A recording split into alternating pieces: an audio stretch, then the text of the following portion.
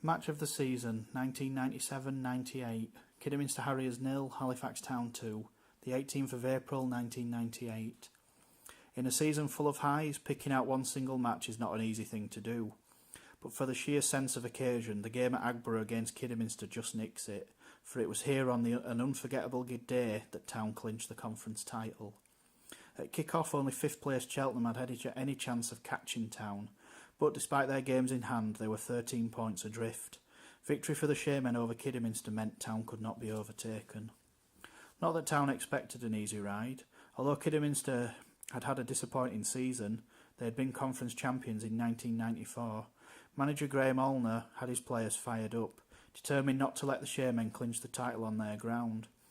But the words of their secretary Roger Barlow that Town won't win the title here was like a red rag to a bull, and were just the spur Town needed, particularly with around 1,500 supporters making the journey, many of whom rubbished Barlow's comments. There was obvious tension though, especially as Kidderminster dominated the early stages, and Andy Rhodes was forced into making fine saves.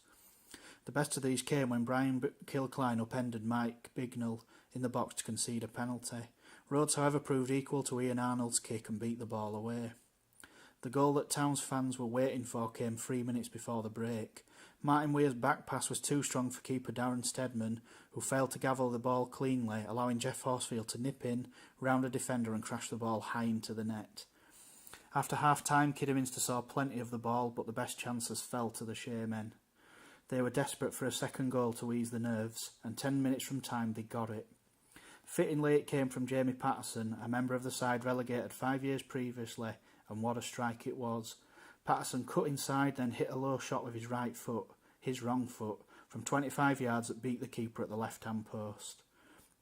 The goal reduced Patterson to tears, while on the terraces behind Andy Rhodes' goal, the Town fans went delirious.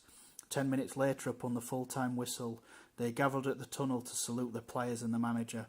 "There's only one George Mulhall," they cried, and the man who had masterminded Town's success reappeared to huge cheers. The celebrations would go on long into the night back in Halifax. It was, after all, a novel experience for the fans, whose numbers, as the season progressed, had grown in number. But whilst they were enjoying themselves, doubtless somewhere in a darkened canteen, Kidderminster secretary Roger Barlow was eating his words. The Did You Know section for this chapter. In 1996, Halifax had a groundsman called Phil Garside. Back in the 20s, his grandfather, Bob Sutter, was also groundsman at the Share.